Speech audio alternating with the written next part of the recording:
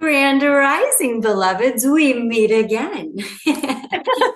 My name is Sheena, and I'm gathered my bestie, beloved sister Jamie Day for part four of our conversation on empathy versus compassion and learning to understand the difference between them. Recognizing, as we've talked about in our conversation, we can't turn off this empathy with ourselves, but we can learn to attune our instruments so that we're not so negatively impacted by outer stimuli. We're learning to self regulate so that we're not so dictated on how we should feel by simply what our environment is feeling, but noticing and cultivating, creating that space between this empathically absorbing and this space of compassionately witnessing.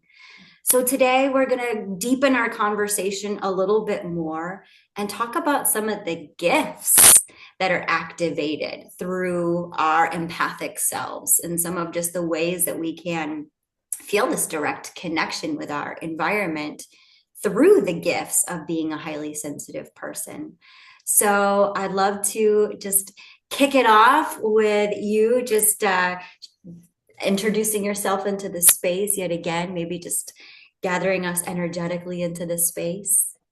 Aw, Okay. thanks, Annie. Yeah. Yeah, this is conversation for empathy and compassion, and really just understanding how both are playing out for us, where we're understanding the alignment choice sovereignly rests, and where we can start to understand too where there are wobbles in the field as we are aligning to empathically resonate with ourselves and to compassionately witness others.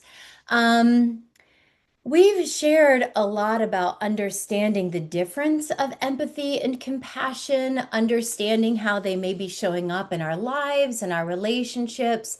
And today's a little bit of a special conversation because, like Sheena shared, when we are empathically and compassionately in alignment with ourselves while compassionately witnessing others, what that does is it creates a potentiality for us to really resonate with our extrasensory gifts, those gifts of spiritual discernment, those wildly expansive gifts that some of us are beginning to play with.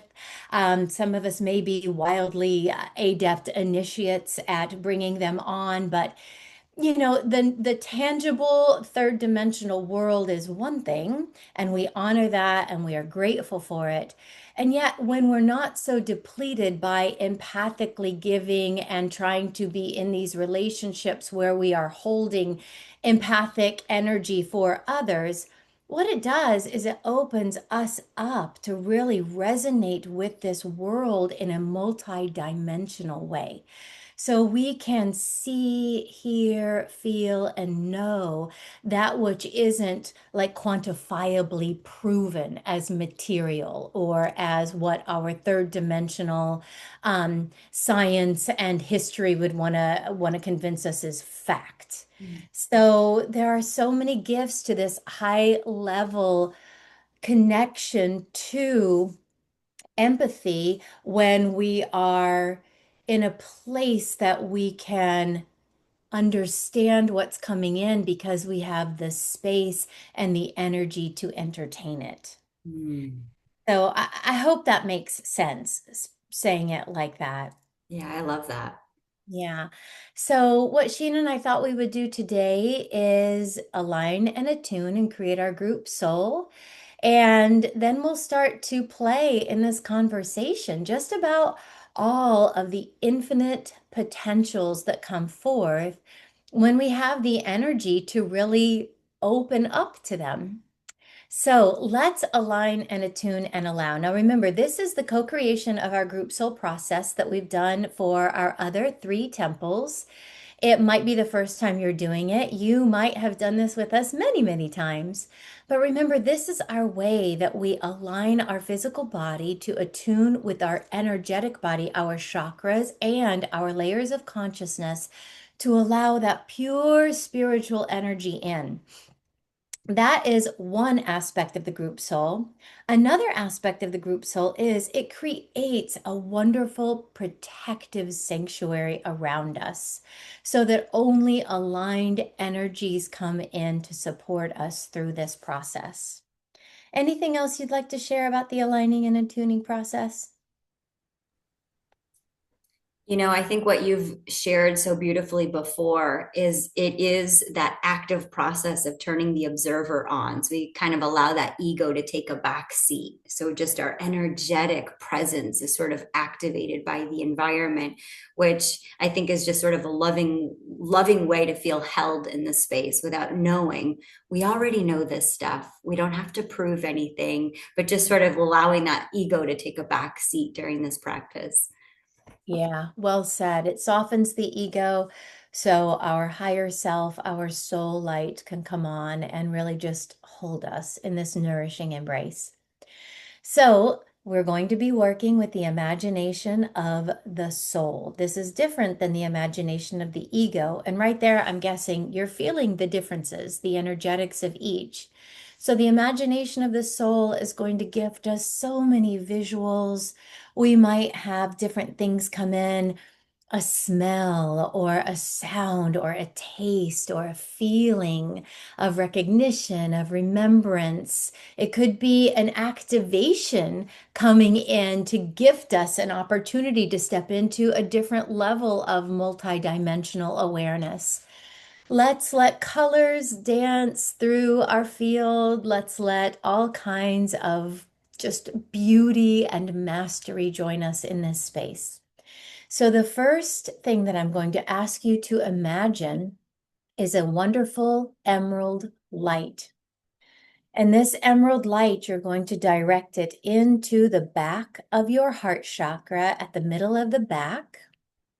You're going to feel it juicing your entire body.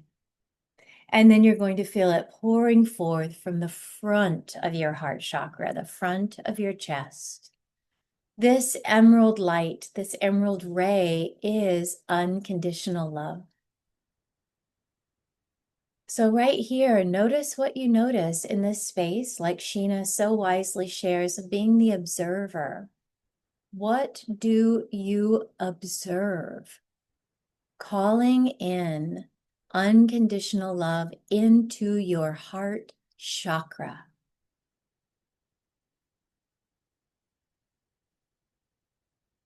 Hmm. And this is being empathic and compassionate with yourself. You're with yourself, experiencing your own unique experience while compassionately just witnessing. And that compassionate witness comes with no judgment, no criticism, no rules, no dogma, no restrictions. So now that we're feeling that emerald ray, let's now call in the amethyst indigo ray. This is the ray of unconditional wisdom. And where we're going to direct this ray is right into our Ajna chakra, right here, the externalization of the third eye. We're going to feel that amethyst ray, that indigo ray coming in into the brain. It's going to find its pocket underneath the pineal gland, and then it's going to change its trajectory and change its course, and it's going to exit behind the crown chakra. So it's coming into the midbrow, going out behind the crown, right there. Now, just like the emerald ray, we're going to invite the amethyst indigo ray to dance with its partner, the emerald ray, while also going through our body and our energy body, as well as our layers of consciousness. So here again, allow yourself to empathically experience what you're experiencing while you're compassionately witnessing the potential. What do you observe? What do you notice? Having unconditional love and unconditional wisdom. coming into you, dancing with you, and emanating from you. Beautiful.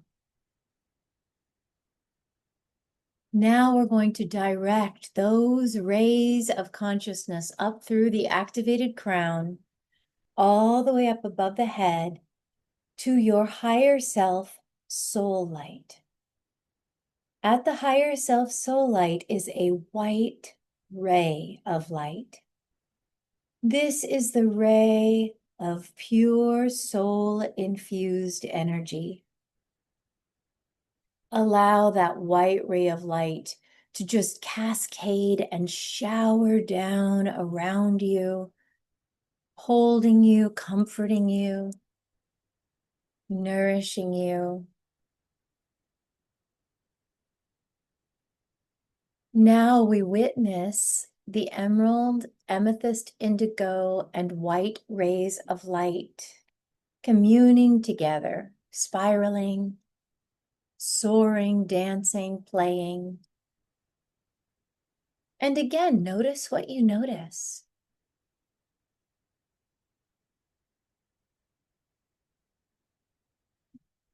This is the aligning the body, the energy body, the higher self soul light to attune to the energetic vibration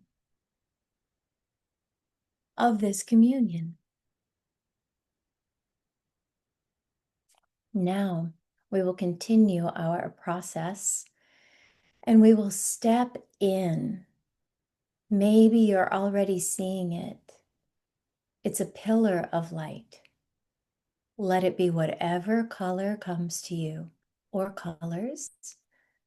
And step into that pillar of light, that current, and allow yourself, your awareness to travel simultaneously up and down, ascending and descending in equal measure.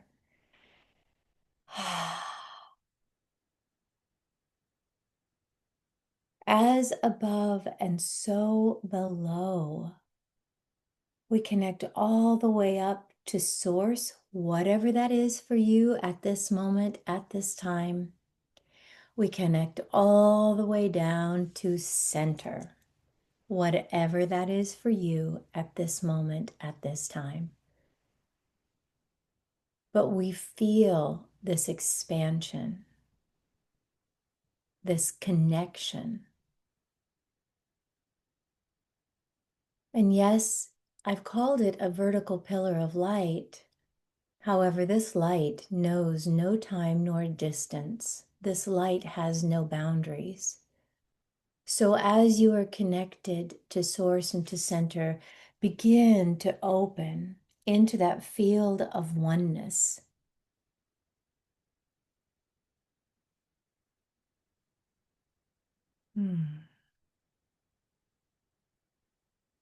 Again, just observe, witness, experience.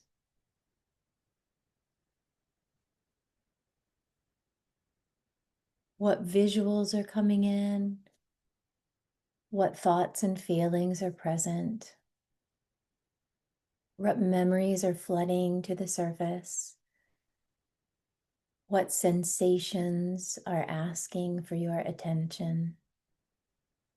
Let everything be a gift happening for you at this moment.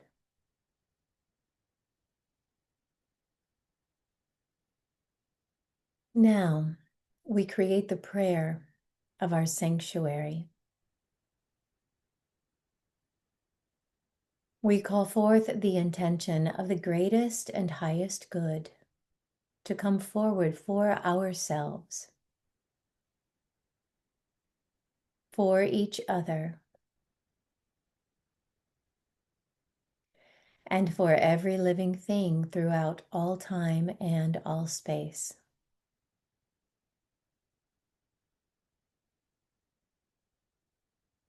We follow that with the intention, calling forth the greatest and highest choice to come forward for ourselves.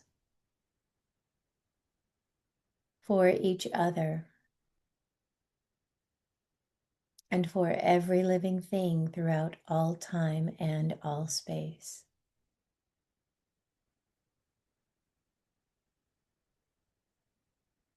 Really seeing, hearing, feeling, and knowing these intentional prayers,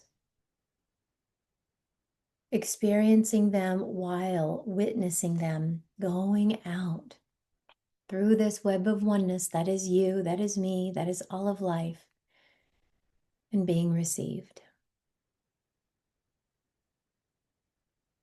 We have allowed this pure spiritual energy into our being, into our body. Now our sanctuary is created, it is protected, it is aligned. And in this space of being empathic and compassionate with yourselves, take a moment, a pause. Enjoy the stillness, the silence. Let all parts of you be welcome.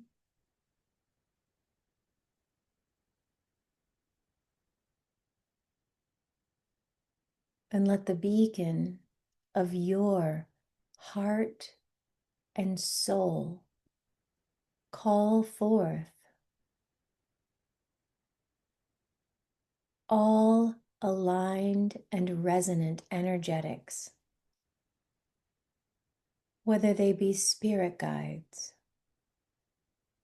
angels, ancestors, perhaps a concurrent lifetime, or what we might call a past or a future lifetime would come through.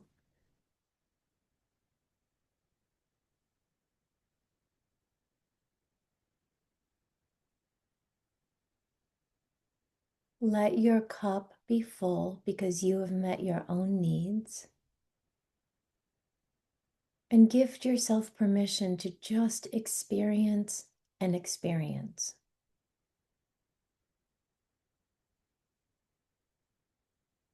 Messages, guidance. Perhaps you will hear the call of receivership. Your guidance, your wisdom is being requested. In this space of alignment, in whatever way feels resonant for you right now, share.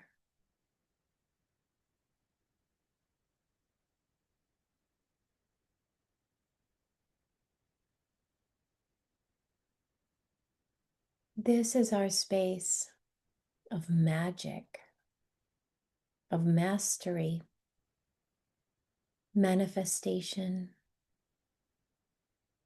creation.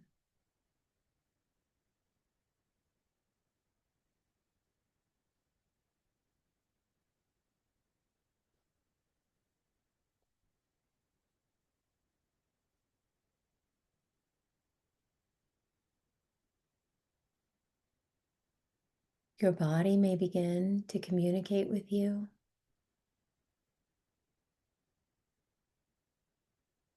Your energy body may communicate with you.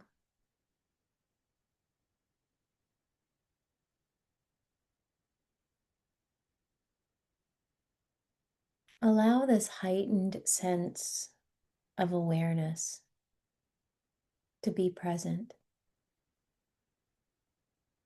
knowing you don't have to figure anything out.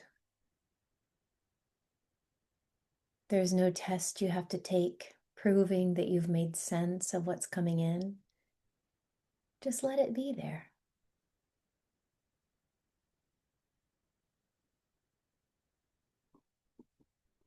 And now honor yourself for everything that you are.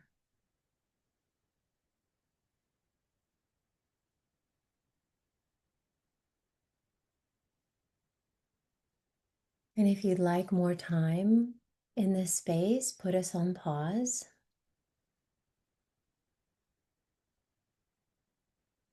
And when you're ready, begin to ground yourself back into your now moment. Sometimes it's helpful to wiggle fingers and toes, to stretch, maybe even a big yawn or a sigh. But re-enter and notice what you notice now. Look around you, look in your environment.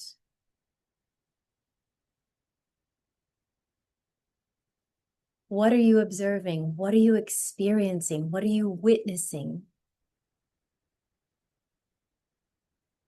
And with acknowledgement, recognize. Recognize yourself for the divine being that you always have been, you are right now, and that you always will be. Namaste.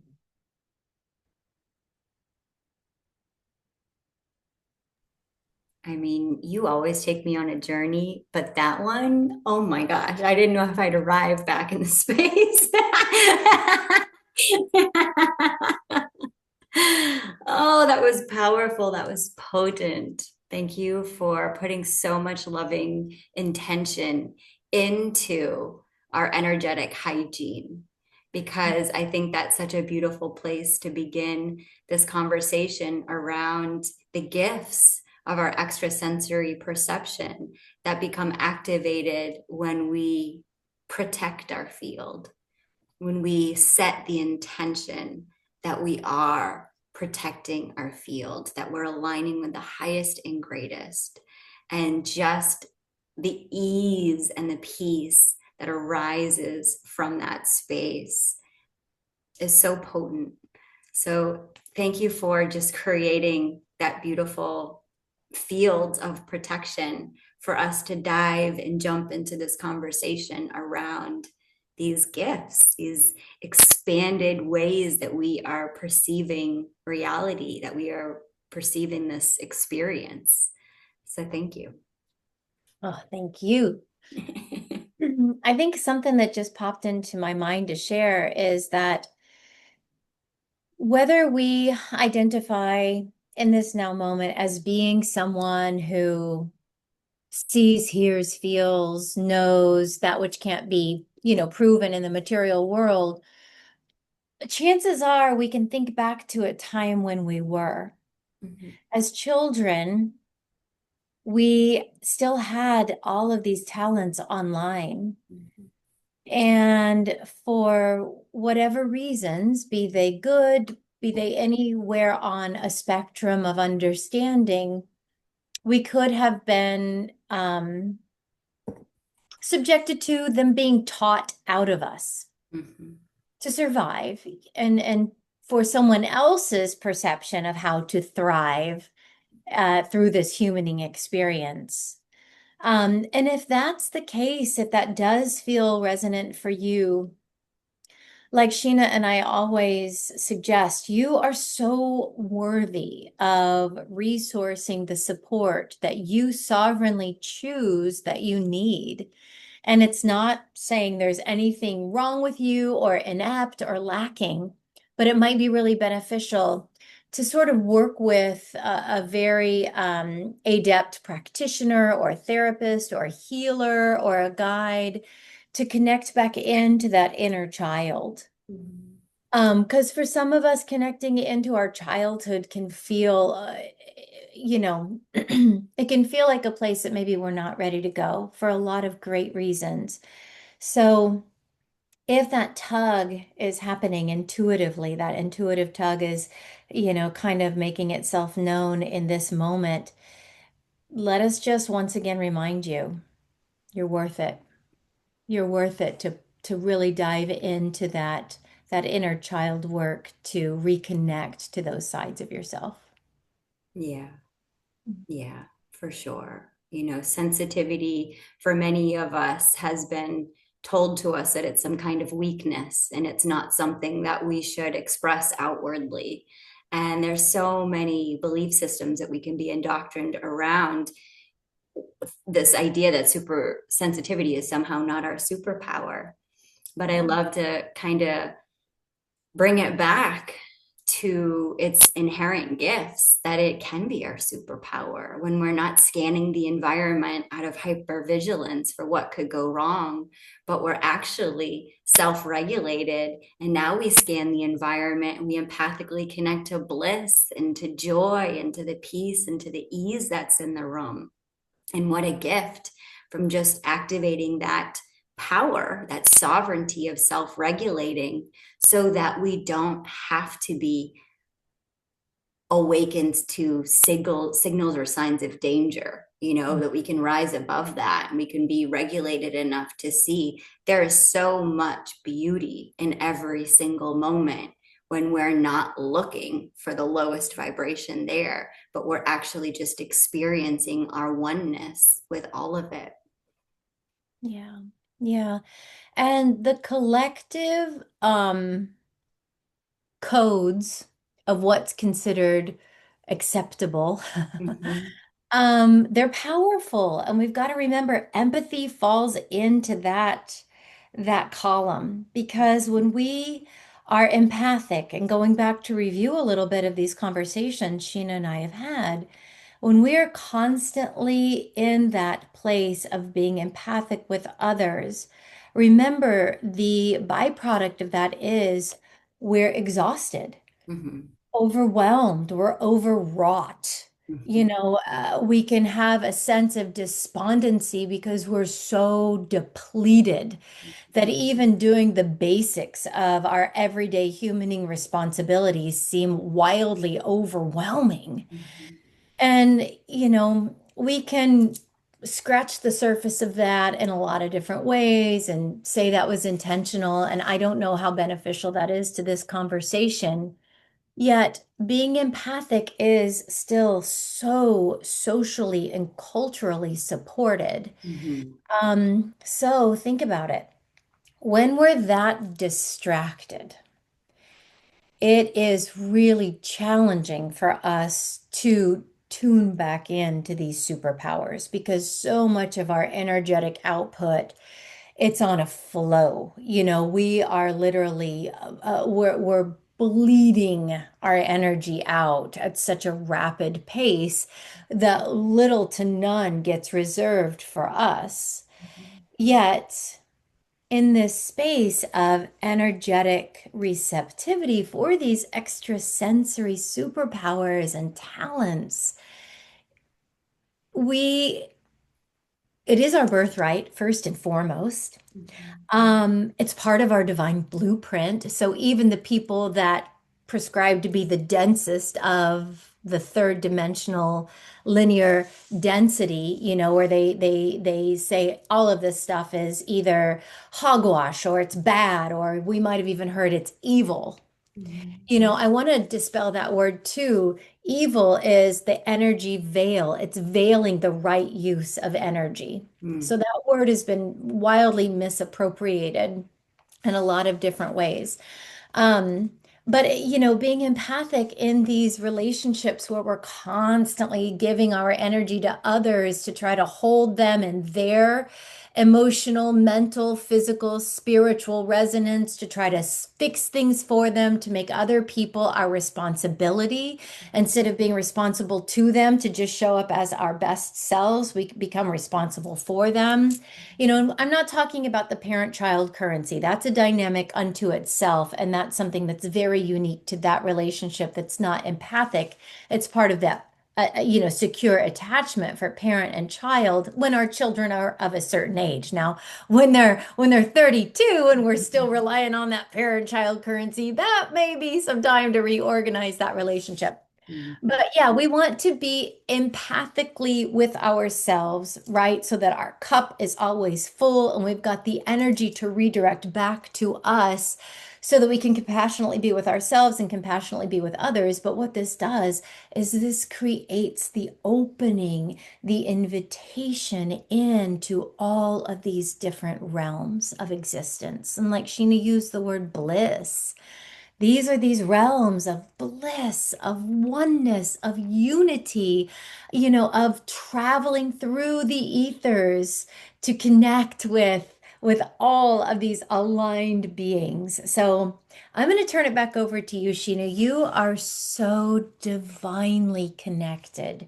Can you kind of tell us your story of, and I realize we'll have to get a shortened version, but tell us your story of kind of coming into this space of your extrasensory superpowers and identifying them as such. Hmm. Thank you for your sweet words. Growing up as somebody that was always sensitive to the environment, I wore a lot of labels. And one of the things that I've learned about labels, especially when they're given to us by doctors, is that they are great identifiers for how somebody sees us in that moment. It doesn't need to be a label that I carry with me for the rest of my life. But when I first got the label that I had complex PTSD, I thought, oh my goddess, I have to carry this around with me for the rest of my life. Are you kidding me? And that was the beginning of a deep inward journey. There were a lot of pieces to it, but after receiving a lot of labels and a lot of labels, people saying who I was and how I show up, I wanted to show up differently. I wanted to share who I was without some kind of Western label on who I was. I am an artist. I am a mystic. I am a healer. And I'm also highly sensitive. And that's why I get to play in those realms as a mystic, as a healer, as a divine child that still has a curiosity and the wonder in the play. Now, there were certainly times that my nervous system was caught onto fight or flight. So there was a lot of my upbringing and a lot of my early development that came from that hypervigilance of looking at what was happening in my environment and thinking it was dangerous. Part of my inner journey has been accepting that fear is safe. If I feel a sense of fear, I am safe to feel that fear and I am safe to work with that fear because I'm in charge here. This is my life. I am co-creating this story. So where fear used to completely put me under, if I even got a smell of fear in the space, I was empathically sponging it up. But what I've learned by listening and not disconnecting, but creating the space between who I am and what I'm perceiving, that's the space of the mystic. That's the space of the healer. And that's the space, like we said earlier, of the observer. I am observing the experience that I'm having, and just creating that space from it allows me to be highly attuned to what's here without feeling overwhelmed and overstimulated by it. For me, that's looked like a sadhana practice, a morning practice of ritual. I love what you said earlier about sometimes it's like our blood leaking out. Well, I love the analogy of the blood because when I think about my ancient wisdom, so much of it is in my blood. It's in my energy. It's in my right use of power, of time, of my life force energy, which is literally in my blood. And so when I greet each day, empowered by that life force energy, I create the space to commune with it. And a lot of times that looks like channeled writing, just 3 pages of just show me how, show me now, speak through me, speak to me, and then just flooding the page with thoughts. That's getting me directly in connection with my higher self. And there might be something on the page that comes out as, a complaint about the 3D world. But really, once I've lit that candle and I've chosen to be in connection with my higher self, it's usually a lot of empowered wisdom that comes through that I can't really give my ego credit for. And cultivating these daily practices, and especially these daily practices to start my day. As a highly sensitive person, I like to move my body. I like to start my day in yoga, rinsing out the day. What have I taken on as story? How can I create a walking meditation or a moving meditation that allows me to be become aware of what is happening around me, but not instructed by that story. I'm just rinsing it out of me. I'm just noticing what I notice and I'm moving it. The practice of dancing is another practice of getting in direct connection with my higher self, with the energetics of bliss, of joy. You know, we think of animals after they've just been hunted or they've just been chased and they shake, you know, and this idea, and I do the same thing. I have a sticky, crunchy conversation and I shake and I get it out of me and I get it off of me. And sometimes I just shake when I get up in the morning. I'm here, like, let me rinse off what has just been coming into me. So, my practice of creating and cultivating this connection of the divine, it's been my most empowered practice of communing with my higher self and making a commitment to show up to that every day. Now it's been 10 years of doing that. And that practice can change all the time. Sometimes it's channel writing, sometimes it's just going out and staring at the sun. You know, these practices can be so different, but all of them have, for me, allowed me to be one with my environment without needing to distort and change the environment, but finding my relationship with it and allowing it to inform me without it dictating who I'm supposed to be, if that makes any sense. Yes, it makes a lot of sense. And hearing you share about that sort of trajectory of your experience and how it birthed forth these divine practices for you that are that sort of coming back to the well of your own divinity and filling your cup there.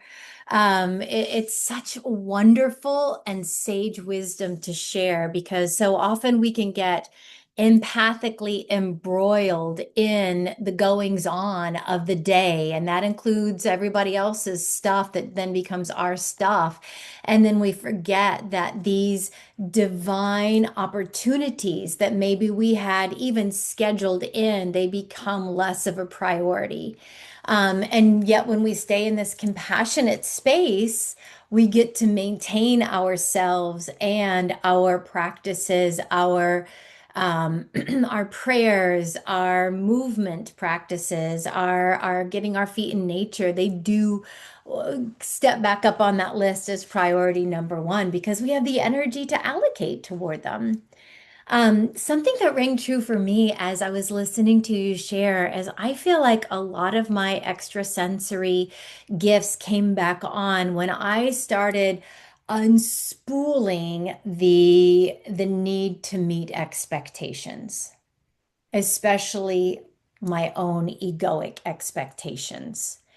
And that's a big subject to dive into because we hold ourselves accountable with expectations, rules, regulations, constrictions, restrictions, criticisms, punishments in a lot of different lanes.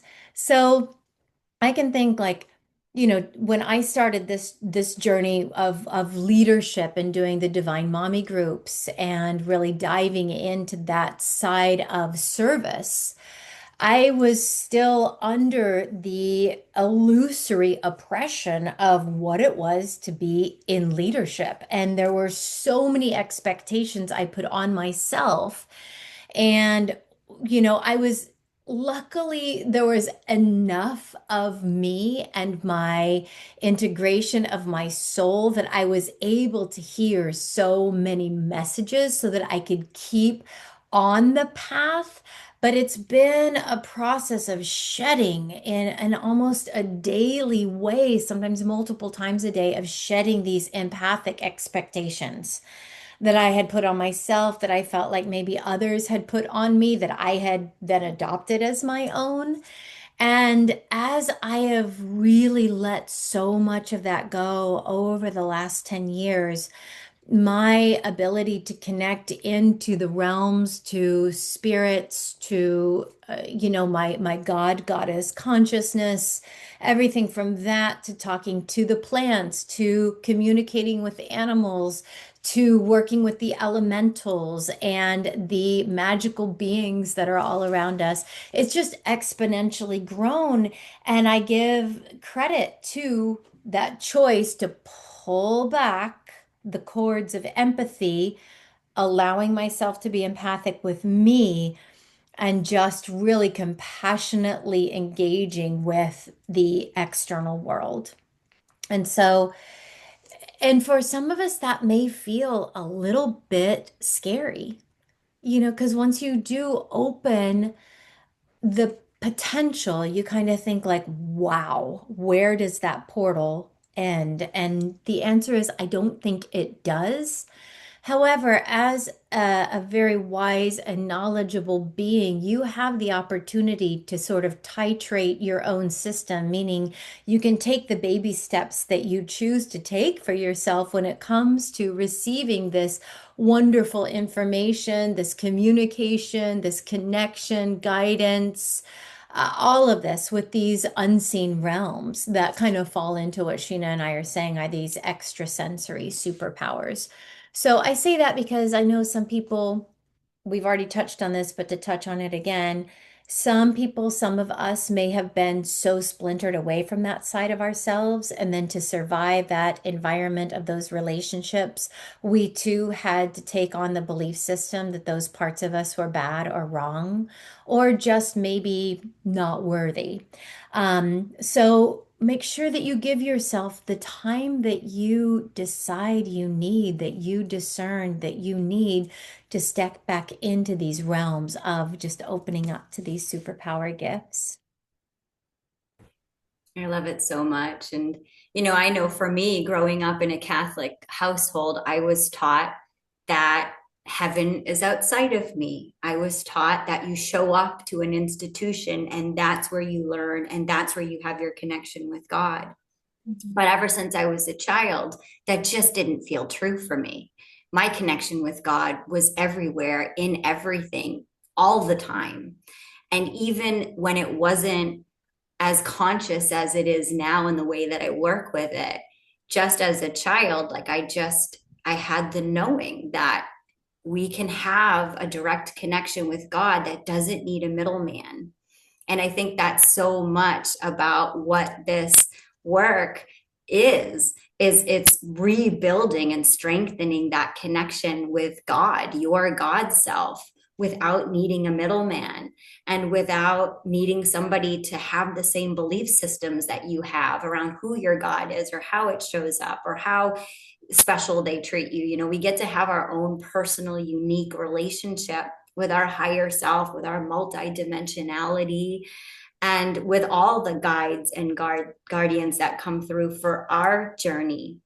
It doesn't have to look like it does for everyone else. But one of the things that I certainly want to share and express through these calls is that we don't need a middleman for that connection, that as empathic creatures, as humans, we get to have that direct connection. I love how when I first started working with you, you'd call it your walkie-talkie. You'd have your Mm. walkie-talkie on your phone or on your hip, and you'd have this direct connection with Goddess, with Source, and I think that's what devotion allows us to have. And when we cultivate the time to devote ourselves to ourselves, so I'm going to take this next 5 minutes and I'm going to light a candle and I'm just going to sit here. I mean, that is literally charging us up. That is being fueled by the divine. And after you have cultivated some of these practices, no matter what they are, whatever you intuitively feel connected to do, when you feel that connection to your higher self, you will feel loved. You will know that you are loved. So much so that when it becomes an innate practice, a reminder that you do every day, you don't have to look out there for the love anymore. And Mhm. now maybe you don't have to be so burdened by that negative comment that that person said, or the way that that driver cut you off in traffic, or whatever the case is outside, because you've already charged up. You've already filled your cup. You've already had the direct connection with love to know that you are love. And just re entering the field, whatever dimension that you go back to after your altar practice, after your devotional practice, but you're not going in on the same timeline. You've already had that direct connection, that everything after that is going to reflect that love back to you, to reflect that service, that abundance, that prosperity, that purpose, that satiation of life back to you. And that's for me why it's been such a beautiful practice of self-regulating and making that the priority, because then I get to see the God in everyone after that. And if I don't start my practice that way, I might be looking, am I even here? Who is reflected back to me? And it might not feel like my higher self being reflected back to me if I haven't taken that little pocket of time to be with whatever is. I love in the attunement that you talked about, just allow the images to be there. Just allow the story to unfold. You don't have to connect the dots to what it is, and sometimes my brain wants to know why it's there and what it's for. And I think part of practicing empathy for me in this way of leadership now has been cultivating the spaces where we just get to show up and practice. Just practice being human, just practice being compassionate, just practice being empathic with one another. And when we cultivate these spaces where it's safe to show up however I show up, then I start to actually see that maybe the world is safer than I thought that it was when I was going around looking for things that could go wrong. And Mhm. just, I feel like that is sort of the practical step of taking this language of empathy versus compassion and using it. You know, it's creating the spaces where we can be true with what is and connect with others in that space, and allowing them the same freedom to show up to share what's true around what just is for them. Yeah, absolutely. And, thinking about that energy of love and how much power and, just energy it energizes us with. My gosh. Yeah. Yeah. Yeah, let me bring on more love energy, bring in more love energy to really just wrap its arms around some of those places and spaces in me that still want to be empathic with others as an attempt to bid for validation, and listening to you talk about the intermediary. Boy, that is a sort of patterning that we see in lots of oppressive systems and regimes. And these words kind of came to me. I might stumble over them right now, but the belief that an intermediary is needed for validation is empathic oppression. Mm. So just Mhm. remember that. Easier said than done as all of this. Please, we're divining and humaning just like you are. So we're figuring this out together. But be aware of those spaces and places where empathically you are still looking for others to tell you what to believe, how to think, how to pray, how to be spiritual, how to be divine, how to be effective, how to be productive. You possess all of that unquenchable well of wisdom within you. And you can be empathic with yourself. Remember, you're experiencing your experience. There's no way you cannot be empathic with yourself. But if you're still like casting that net for validation externally, just let that be a pink flag that there's some empathic energy being bled out into the field. Another thing that kind of popped into my mind to share is in our preceding three conversations, we've talked a lot about the sort of growing up environment. And we come by being empathic, honestly, because to survive those situations of our earthbound experiences, we might have been told there was no other way to exist other than to empathically hold everybody else's stuff for them. And you've touched on it a little bit in this call too, that hypersensitivity, that hypervigilance of just always looking, always waiting, always scanning the environment, and then going and swooping in and feeling like if we can make ourselves the most responsible one, then we can manage this. And if something falls apart, then we know we can hold ourselves accountable. Mhm. We can punish ourselves worse than anyone else can. So we'll remember to do it better next time. Mhm. Um, that can leave us feeling like with these extra sensory gifts that are coming online, perhaps if, let's say, one of these people that was empathically oppressive to us through our Earth school experiences has transitioned from the Earth plane and we feel their spirit coming to talk to us, we could think, nope, hold the phone, not welcome here. Mhm. I just want to say a few things about the group soul. Remember our intentions, greatest and highest good, greatest and highest choice. Those are alignments that insulate us from any wayward energy that is not in alignment for us in this now moment. So trust in the power and the sanctuary of the group soul.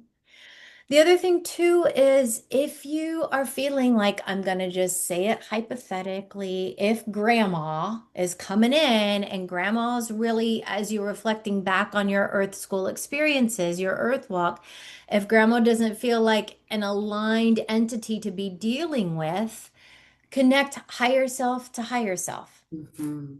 Connect soul to soul. Sheena and I talk about doing this a lot, even with people that are still on the earth plane with us.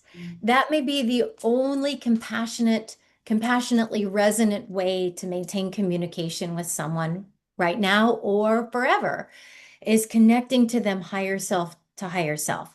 Now, you have this in your wheelhouse. If it's feeling like, yeah, well, how do I do that? Where's the template? You've already got it. Think about in our group soul.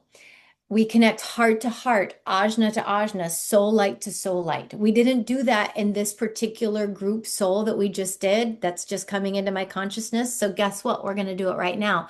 Energy knows no time nor distance.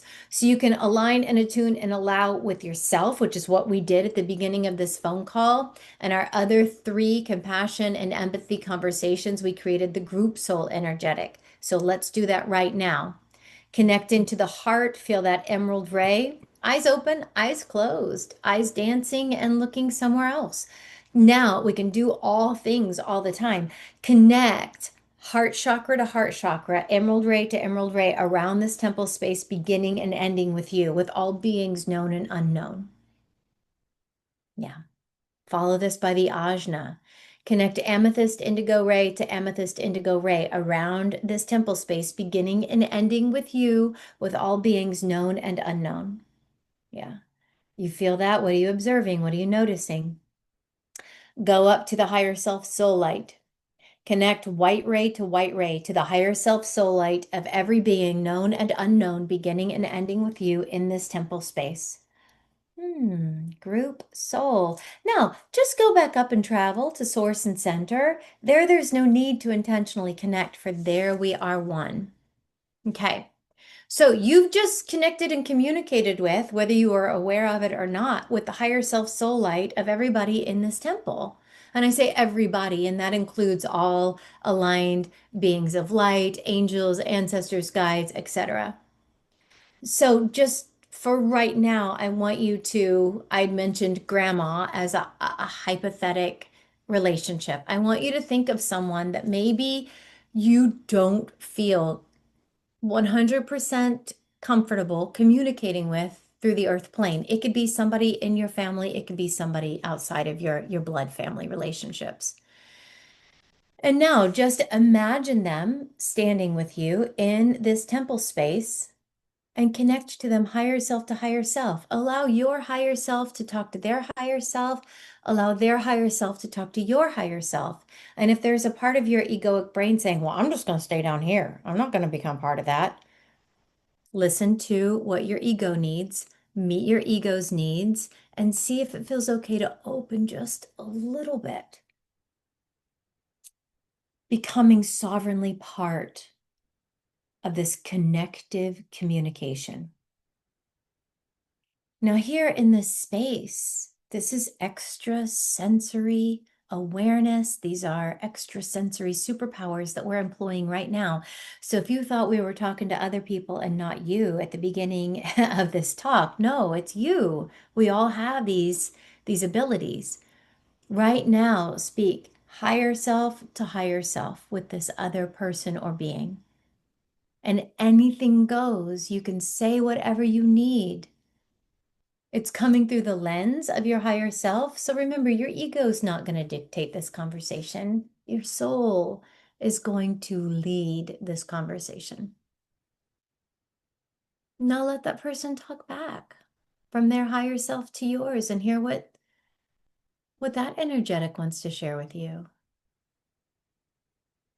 These are really safe ways to stay connected while you still feel very insulated and protected.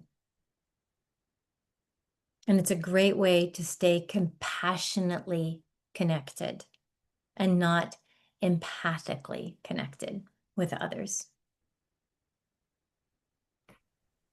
I so love this practice of just going straight higher self to higher self, especially when we do have belief systems around who we've been told this person is, if, family, relatives, I have had so many beautiful shamanic ceremonies of engaging with family members, higher self to higher self, and have had so much forgiveness, so much reconciliation, just so much compassion to be able to see and feel one another in that space without needing to bring in any of the language around he said, she said, this, that, and the other. Just that straight field of love. So I so highly recommend that practice. And thank you for bringing us through a little version of that today, of just seeing how easy it is to just speak higher self to higher self. Mm-hmm. Yeah, absolutely. And then play with who else you'd like to communicate with. Mm-hmm. I talk to my plants, Mm-hmm. and believe me, they talk back. Mm-hmm. They let us know their personalities, their wants, their desires, their hopes, their support. They share it all the time, their gratitude. Mm-hmm. Connect to your animals or to the animals. Connect to the great mother, those archetypal expressions of that goddess, divine feminine energy. Connect to the great father, those archetypal expressions of the sacred masculine. Connect into, if you want, the angels, guardian angels, the archangels. Mm-hmm. Connect beyond. Perhaps there's a celestial aspect of your being that's been really asking you to give it some intentional awareness and attention. Mm-hmm. All of these things become easier and richer when we're not empathically depleted. Mm-hmm. Yeah. I love that quote that I might say it wrong, but if the flower isn't blooming, we don't change the flower, we change the environment. And I love just the idea around me, for sure, in my healing journey, changing environments and allowing an environment to become more supportive for me, and choosing and finding places that are already temples of love. And for me, going to Buddhist temples has been one of the most divine experiences that my human self has had as a highly sensitive person, as an empathic person, by being in a temple that every day it's being fueled with chants of love and connection and reverence to the divine. And placing myself in those environments was just receiving all of that and feeling my place with all of that. And I can have the same experience going to a botanical garden, going on a hiking trail in the woods, of just, if I am feeling crunchy or the world is noisy, how can I deepen my connection with the divine? How can I step into a divine sanctuary, whether I create it at my altar or I just walk outside in nature, or I go and find the place. And for some people, that might be a church or a temple or a playground or just a field that's been played and prayed into. Your house is now a sanctuary of this living, breathing energy that this group soul gets to be cultivated in these areas. And the impact is left long after we leave these spaces. So, just in thinking about how we can be activating these extrasensory perceptions and these gifts, one way we've talked about creating the group soul, creating that boundary of protection around us, but going to these places, that these environments of love and light also, or creating them, creating the spaces, the communities where we can be safe to express and to show up. And then also just the element of the play, and whether that's the play and the dancing and the being in our bodies, or the rinsing off with the yoga. But I also just like to bring into this place the shaking, just the shaking off of what is not in resonance, that just doesn't need to be on our field, and just self-regulating by shaking it out. These are some real digestible, practical ways of staying in connection with that source self without being so intoxicated by the noise and the disturbances of the environment. Mhm. Well said. Yeah. And once we have the space to give this energy back to ourselves, it's limitless. Mm-hmm. Yeah. So I'm feeling like for our next conversation, which would be temple space number 5, perhaps we bring out some of that handout that we talked Yes. about. Yeah, the correlating handout, which is something that I wrote up several years ago. And well, not several, I think it was 2 years ago. What's Um, time? what time? Yeah, let's digest let's chunk that up into digestible pieces, but let's start going through that because now that we've really set the stage for understanding it, this level of gentle, loving self-awareness when it comes to how we're dancing with these, empathic and compassionate concepts. Also talking about now expanding into these superpowers and these gifts. I think it's time for us to start really accepting how amazing we are. Mm. And that can be where we go next. Loving it, loving it. And I loved your word play earlier. And one of the word plays that's been coming through me through this session, but also through this week, is that word incredible. And just Mm. this idea of us being so incredible that we're not even credible by the old texts and books that we've been reading anymore. And I just kind of love the idea of that, thinking like reclaiming what this language, what this word, what this attribute really can be, living in that supreme being of love and light cosmometry without having to check that, make sure that it's okay because it's in a book for us to do that. Absolutely. Yeah.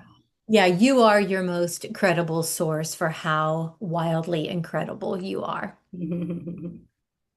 All right, honey. So next time we'll be talking about how that empathy, when we are resonant with ourselves in an aligned empathic way, how those lines of communication really are infinite as they're traveling and messages are being created and communicated through our energy body of our 7 chakras and our 6 layers of consciousness, as well as our brain organ, our hearts, our skin organs, and everything else in between. Love it. Love it. Let's go.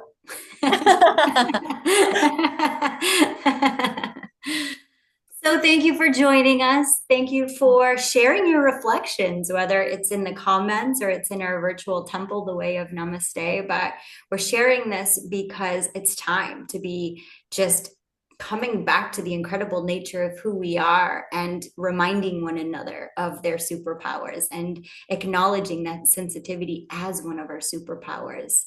So join us next time. We'll have the date. We'll get that information out to you. But thank you for being here. Thank you for making the time, Jamie. I've always loved these drop-ins with you. So thank you. Thank you, my love. And thank you for being with us. Namaste, everyone. Namaste. Mwah. Mwah. All right, go be great. Continue to be great. Yes, and incredible. Incredible.